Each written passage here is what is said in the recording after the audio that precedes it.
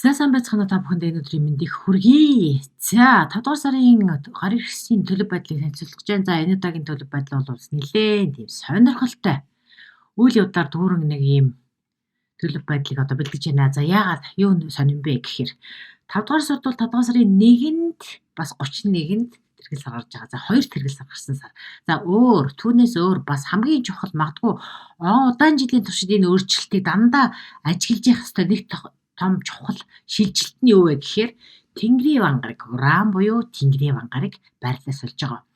За энэ Тэнгэрийн вангарыг гэдгийг бол бас нэлээд төлхөө ярьж 12 орд тус бүрд ер нь хэр өөрчлөлт ямар өөрчлөлтүүд их юм бэ гэдгийг бол энэ удаагийн зурхаад нэлээд сайн тодорхой ярьж өгье гэд ингээ бэлтжлээ. За тэгэхээр энэ удаад за Тэнгэрийн вангаргийнхаа ерөнхий төлөв байдлыг нь яриад явчихъя. За тэгээ Тэнгэрийн вангарыг гэхээр галактикийн нарны системийн хамгийн тэрслүү гариг гэж үздэг. Нарны аймгийн гаригуудаас хамгийн тэрслүү хамгийн одоо зэрлэг гэх юм уу? Тийм. За яагаад ингэж үздэг вэ гэхээр бас тэрний эргэлтийн хөдөлгөөнтэй бас их холбоотой их сонирхолтой юм байна. За бусад бүх гаригууд бол тэнхлэгээхээ дагуу иргэдэг бол уран буюу Тэнгэрийн вангарыг болохоор хэвтэйгээр ийм одоо босоо тэнхлэхийнхаа дагуу ирж байгаа хэвтэйгээр өнхөрдөг гэсэн утгатай. За та бүхэн зураг дээр харж байгаа бах их одоо нарны аймгийг тойрсон бусад гаригууд нь босоо тэнхлэхийнхээ дагуу одоо Юпитерийг харуулсан байна шүү дээ. Босоо тэнхлэхийнхаа дагуу ингэж иргэдэг.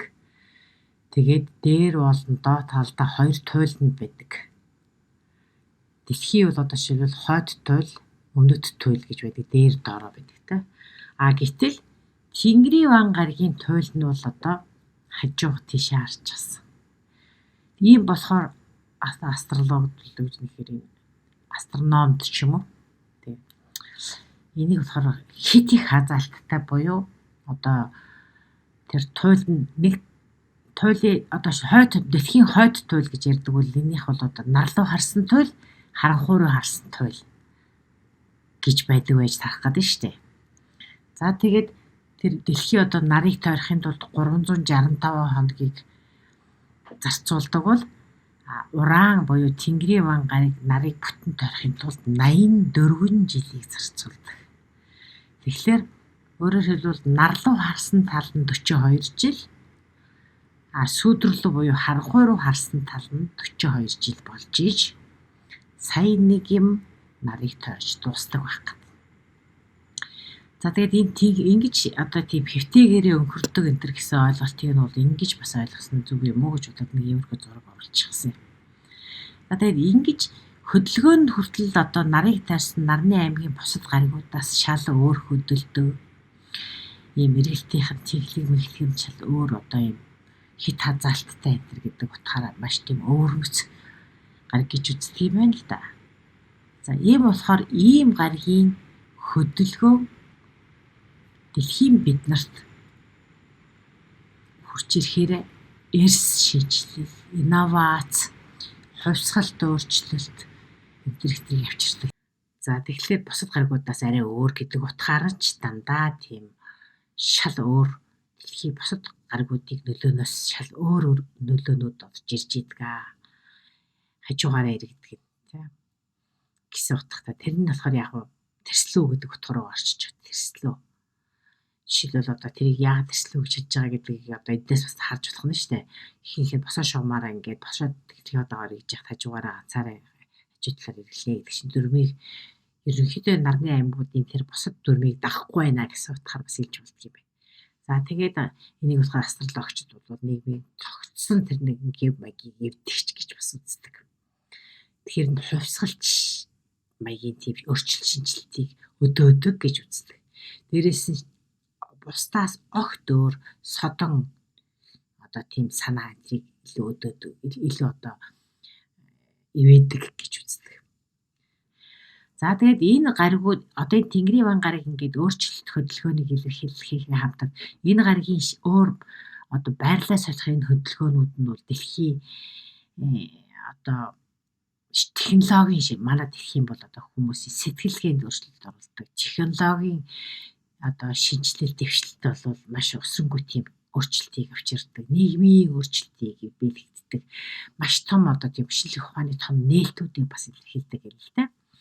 Тэгээ мөн одоо тэр энэ шилжилтүүд нь бас дээрэс нь одоо нэг одоо байрлалаас нөгөө байрлал шилжиж штеп бас удаан 7 жилийн туршид нэг байрлалтай байдаг гэсэн үг. Тэгээд энэ шилжилтүүд нь яг гэхэд дэлхийн дахны Тэнгэрийн вангийн нөлөөгөөр дэлхийн дахны эрчим хүчний одоо хуваарлалтад маш их нөлөө үзүүлээд бас зохистой хүмүүсийн амьдралд ч гэсэн энэ одоо шилжилт хөдөлгөөнүүд нь өөрчлөгдөж идэх хүчтэй тусдаг юм л дээ.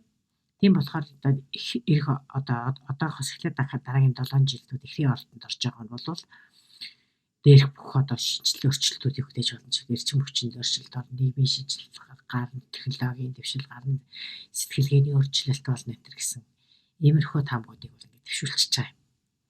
За тэгэхээр энэ бүхнийг яриад байгаагийн учир бол одоо эх 7 жилийн туршид бол ямар өөрчлөлт болох вэ гэдгийг та нар өөрсдөө иргэд бид нар одоо зүгээр дэлхийн бид нар тий мэдэж аваад энэ өөрчлөлт энэ шилжилтэнд бид нар бэлэн байх ёстой юм шүү л гэдгийг сануулад байгаа хэрэг шүү дээ.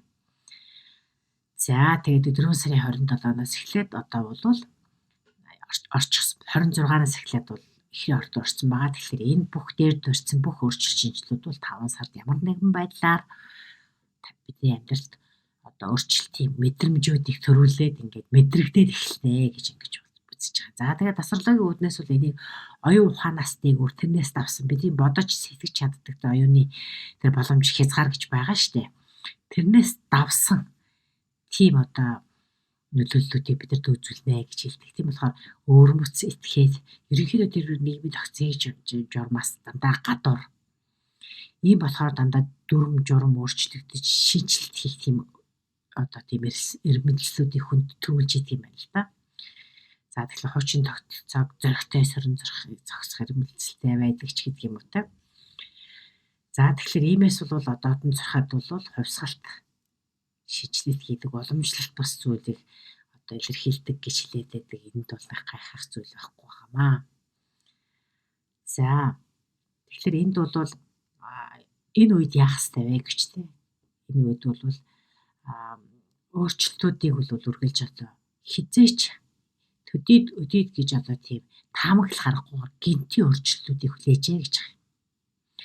За тэгээд дээрэс нь хайрцагаас гадуур гарч сэтгэх гэж байна. Ер нь нэг л рам хүрээнд дотор сэтгэдэг байх ш. Дандаа хайрцагаас гадуур.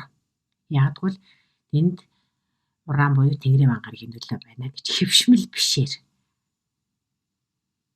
Дээрэс нь маш хурдан сэтгэх. Заавал төлөвлөд байх бас хэрэггүй. Ер нь одоо том өөрчлөлтүүд гарлаа гэхэд энэ яагаад гэдэг асуултанд бити нэх ороогд. Харин зүгээр одоо юу болох гэж вэ? Тэрийг л ингээд даг. Юу ирж байна? Тэрийг одоо маш тийм хөнгөнөөр хүлээж ав гэж үзээд байгаа юм л та. Тэгэхээр бол энэ яаж юм гэхээр одоо дэлхийн ертөнцийн түвшинд энергийн өөрчлөлт гэдэг төр хэлчихсэн шүү дээ. Тэгэхээр энэ дэлхийн ертөнцийн энергийн хуваарлалт гэхэд бол одоо тэгэл эрчим хүчний одоо хуваарлалт яаж өөрчлөгдөж чинь хаана дайм болж тэндээс болоод одоо төрний газрын тос болоод тэгэл бас хийн энергигээр маш олон эрчим хүчний их усраа авдаг газруудад ямар их өөрчлөлт, ямар их гацаа, ямар их одоо тийм бодлын зөрчил гарч ирж байна те. Энэ бүхэн бол тэр бас тэр Тэнгэрийн ван гарагийн өөрчлөлтийн нөлөө айл хэдийн 23 жилийн өмнөөс эхлээд ороод ирсэн байна гэж ингэж ойлгож бас болохоор байна. За тэгээд дээрэс нь энэ удаад бол одоо эн чинь бас агаар махбодтой эхрийн ордонд орж ирж байгаа шүү дээ. Тэгэхээр эхрийн орд бол бас тийм мультитаск гэдэг маш золон зүйлийг нэг дор ингэж хийх, олон ажлыг нэгэн дор амжуулах, маш хурдан сэтгэх энэ төр ийм чанарыг илэрхийлээд байдаг юм л да эхрийн орд. Тэгэхээр яг ажил болоод харилцааны салбаруудад бас яг энэ чиглэлийн өөрчлөлт маш хурдцтай шийдлийг гаргах ийм өөрчлөлтүүдийг бас ингээд тийм өөрчлөлтүүд түлхэж магадгүй гэж байна.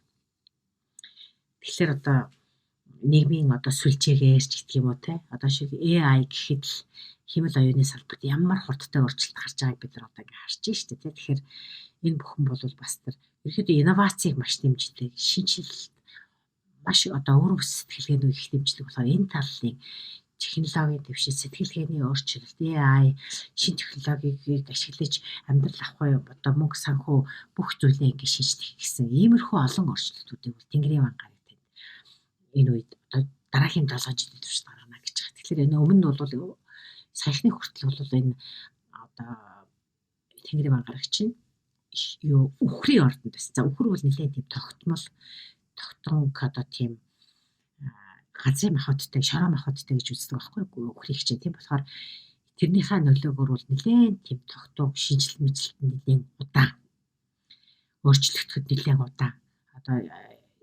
тогтвортой харьцангуй тогтвортой байсан гэсэн. Тэгээ одоо бол агаар махбодтой учраас шинэ өөрчлөлт маш хурдтай явагдана. Хурдан сэтгэж хурдан шинжилт технологиг ахиулж чадсан маш хурдан өөр түвшинд гарнаа л гэж ингэж хэлээд байгаа. За ингээд энэ хүрээд бол ерөнхийдөө Тэнгэрийн ван гарагийн нөлөө ер нь хүнд яаж тусдгийг олон дэлхийн болон одоо эрчим хүчний болоод нийгмийн сэтгэлгээ хүний амьдралд хүртэл яаж нөлөөлөх вэ гэдгийг бол өнөөдөр орхий.